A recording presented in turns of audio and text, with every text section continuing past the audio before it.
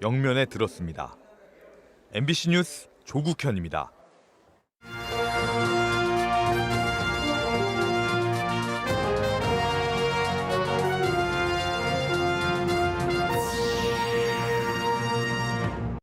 충북도지사직 인수위원회가 출범했습니다. 김영환 당선인의 공약 중 옥석을 가리는 작업이 시작됐습니다.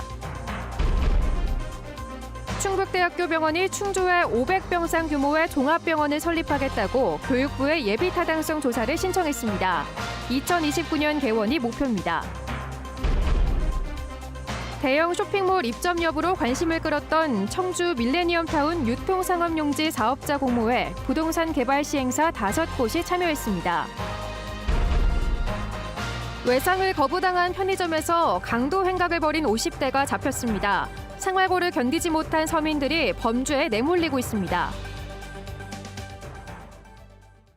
시청자 여러분 안녕하십니까? 계속해서 충북 소식입니다. 김영환 충북지사 당선인의 인수인계를 도울 인수위원회가 공식 출범해 가동에 들어갔습니다.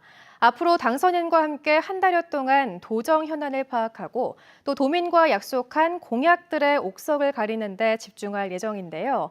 약 170가지 공약 가운데 어떤 공약이 우선순위를 갖고 또 얼마나 제외될지 관심입니다. 정재영 기자입니다. 김영환 당선인의 손과 발, 그리고 두뇌가 될 충북지사직 인수위원회가 출범했습니다. 대학 교수와 경제인, 상인 등 각 분야의 전문가 20명으로 구성됐습니다. 길게는 다음 달 20일까지 경제통상, 문화체육관광, 보건복지, 농정 등 크게 5개 분과로 나뉘어 활동합니다. 각 분과마다 공무원이 파견되고 충북연구원 연구위원들도 지원에 나섭니다. 도정 파악은 물론 이시종 지사의 지휘 아래 진행해온 사업들을 분석하는 등의 역할을 맡습니다. 김영환 당선인은 갈라졌던 민심을 하나로 만드는 것이 가장 시급하다며 인수위를 통해 경쟁자였던 노영민 후보의 정책도 일부 수용하고 이시종 현 지사의 성과도 계승하겠다는 뜻을 밝혔습니다.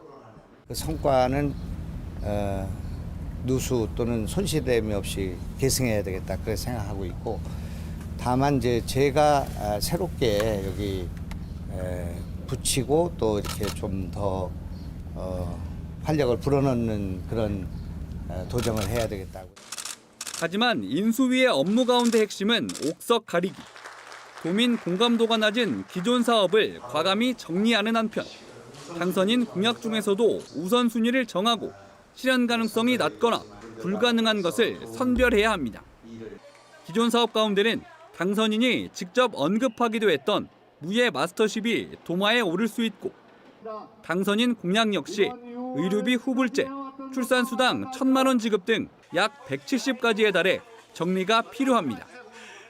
한국거래소 이사장을 지낸 경제인 출신 김봉수 인수위원장도 일부 공약은 수정 또는 제외될 수 있다고 설명했습니다.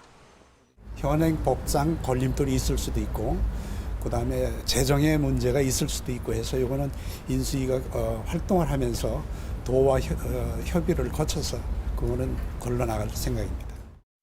대통령은 물론 충북도의회를 여당 의원들이 장악했고, 기초단체장 역시 청주와 충주 등 7곳의 당선인이 국민의힘 소속이라 공약을 상당 부분 지킬 수 있을 거란 장밋빛 기대도 공존하는 상황. 인수위가 확정한 도정 과제는 김영환 당선인이 취임하는 다음 달 1일 전후나 늦어도 인수위 활동 기한인 다음 달 20일 전에 발표될 것으로 전망됩니다. MBC 뉴스 정재영입니다. 6년 전 충주시와 MOU 체결 이후 진짜 추진되는 게 맞냐는 의구심을 낳았던 충북대병원 충주본원 추진이 사실상 본궤도에 오를 준비를 하고 있습니다. 자체 타당성 조사에서 비교적 높은 비용 대비 편익을 도출해 지난주 정부에 예비 타당성 평가를 신청한 건데요. 충북대병원은 MBC와의 인터뷰에서도 내년부터 본격적인 예산 수립이 가능하도록 속도를 내겠다고 밝혔습니다. 허지혜 기자가 보도합니다. 지난 2월 충북대병원이 외부기관에 맡긴 충주분원 타당성 조사 용역 결과입니다.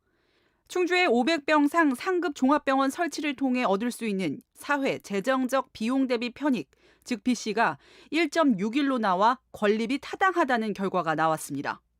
특히 경영수지 추계 결과 개원 4년 차부터 50억 원 이상의 당기 순이익을 낼 수 있다고 예측했는데 원주와 분당 등 외부로 유출되고 있는 충북 북부는 물론 경북권 의료 수요를 흡수하면 가능하다는 결론에 도달했습니다. 충북대병원은 이 결과를 바탕으로 지난주 교육부에 예비 타당성 조사를 신청했습니다. 과거 6년 전 추진 때와 달라진 점은 4천억 원 이상 소요될 건립 예산 가운데 정부의 국고 지원이 상향될 가능성이 높아졌고 북부권 상급병원 설치가 대통령 공약에 포함됐다는 점입니다. 내년 정부 예산에는 우선적으로 도 지역에 소재한 국립대병원에 대해 국고 지원율을 높인다는 국회 부대 의견이 첨부됐는데 정치권을 중심으로 현재 25%의 지원율을 대폭 상향하는 것을 추진하고 있습니다. 예타가 반드시 통과돼야 되고 또 국고 지원율도 상향시켜야지 되는 그런 과제가 있고요. 김영환 도지사나 조기룡 시장과 함께 기재부, 또 복지부, 교육부 등 관계기관과 더 긴밀히 협의해 나가도록 하겠습니다. 충북대병원은 충주분원 추진 계획이 최근 이사회를 통과한 이후 의지를 명확히 하고 있습니다. MBC와 인터뷰에서도 교육부 예비 타당성 결과를 받아 내년부터는 설립 준비에 필요한 예산 수립이 가능하도록 하고 2029년에는 개원한다는 청사진을 밝혔습니다. 충주에 산업도시가 생기면서 인구가 늘고 있고 또한 자본도 집중되는 부분이 있었고요. 충주에 있는 지금 병원들이 도민들의 수요를 따라가지 못하고 있는 부분을 많이 요청을 받았습니다. 그래서 이번에 결정을 하게 되었습니다. 건립 부지는 충주시가 과거 토지 제공을 약속했던 서충주 대소원면 일대가 유력합니다. 하지만 여전히 남아있는 문제는 부족한 의료 인력 수급입니다. 충주 분원의 개원 첫해 필요 의사가 42명이고 5년 차까지 2배로 증원하는 것으로 되어 있는데 현재 90명도 안 되는 충북의 의대 정원으론 한계가 분명한 만큼 지역에 뿌리를 내릴 의사 배출도 병행해야 한다는 여론이 높아지고 있습니다. MBC 뉴스 허지입니다. 화물연대 총파업 이틀째인 오늘도 도내 200여 대의 화물차가 운행을 중단하면서 주류와 시멘트 출하가 차질을 빚었습니다. 전국 총파업에 앞서 지난주부터 파업을 벌이고 있는 하이트진로 청주 공장에서는 소주 출고율이 25%까지 떨어지는 등 공급이 차질을 빚고 있습니다. 제천 단양의 시멘트 업체에서도 육송 출하가 중단됐습니다. 파업에 참여한 화물연대 소속 기사들은 최저임금 역할을 하는 안전운임제 일몰제 폐지와 적용사업장 확대, 운송료 인상을 촉구하며 경찰과 대치하고 있습니다. 청주 첫 창고형 유통매장 입점설의 진원지였던 밀레니엄타운이 유통 상업용지 분양에 들어갔는데 세간의 이름이 오르내리던 국내외 유명 유통사들은 결국 신청조차 하지 않았습니다. 대신 주로 부동산 개발 시행사들이 분양 입찰에 참여해 이 부지에 어떤 시설이 들어올지는 지켜볼 일입니다. 심충만 기자입니다.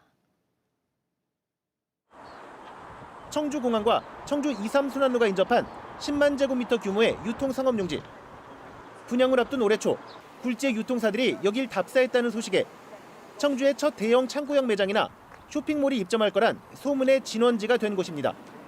그런데 지난달 18일부터 20일 동안 이 상업용지 분양을 위한 사업자를 공모한 결과 주로 부동산 개발 시행사 등 5곳이 전부, 세간의 이름 오르내렸던 대형 유통사는 없습니다. 유통부문에서 크게 알려지지 않은 기업들이라 이 부지에 어떤 그림이 그려질지는 사업계획서 제출 시한인 8월까지 기다려야 합니다. 현재 접수된 업체들은 부동산 시행사이고요. 향후에 대형 건설사나 컨소시엄이 구성된다면 그 이후에 협의를 통해서 구체적인 방향이 결정될 것 같습니다. 밀레니엄타운 분양 주체인 충북개발공사는 사업계획 적정성과 사업자 재무 능력 등을 평가해 우선 협상 대상자를 정하고 9월쯤 용지 분양 계약 등의 후속 절차에 들어갑니다. 계약 2년 안에 착공하지 않으면 분양 계약이 취소돼 공터로 장기간 둘 수 있는 조건은 아닙니다.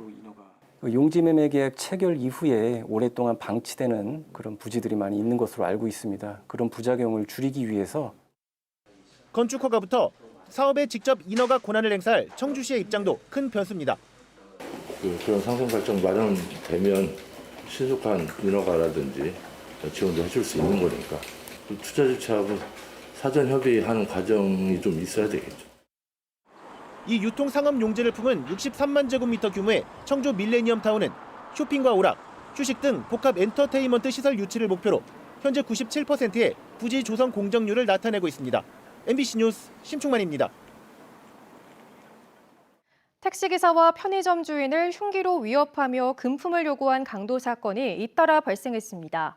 붙잡힌 피의자들은 사채, 빚독촉을 받는 등 생활고에 시달리다 범죄 행각을 벌였습니다. 김은초 기자입니다. 승용차 운전석에서 급히 내린 남성. 곧이어 뒷자리에서 내린 20대 남성이 도망가는 운전자를 뒤따라갑니다. 그러다 갑자기 방향을 틀어 택시 문을 열려고 시도합니다. 택시를 훔쳐타려다 문이 열리지 않자 그대로 달아납니다.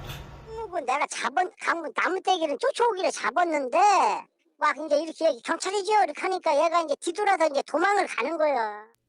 이 20대 남성은 700여 미터 떨어진 마트 주변에서 추가 범행 대상을 물색하다 경찰의 덜미를 잡혔습니다. 인터넷 도박으로 생긴 천여만 원의 빚독촉에 시달리다 벌인 일입니다.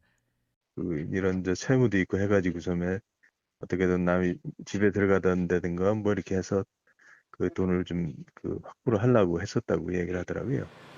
제천의 한 편의점에서는 외상을 요구하던 50대 남성이 강도로 돌변했습니다. 외상을 거절당하자 집에서 흉기를 가져와 여성 점주에게 휘둘렀습니다.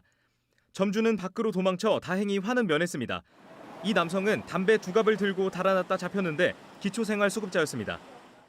피의자는 범행 전날에도 인근 텃밭에서 감자 한 봉지를 훔친 것으로 확인됐습니다.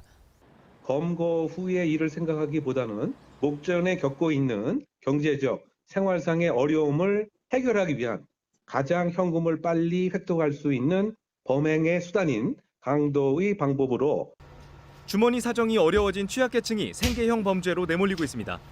MBC 뉴스 김우초입니다. 오늘 오전 10시쯤 충주시 대소화면에서 이동식 크레인 화물차가 통신선에 걸려 넘어지면서 전주를 덮쳤습니다.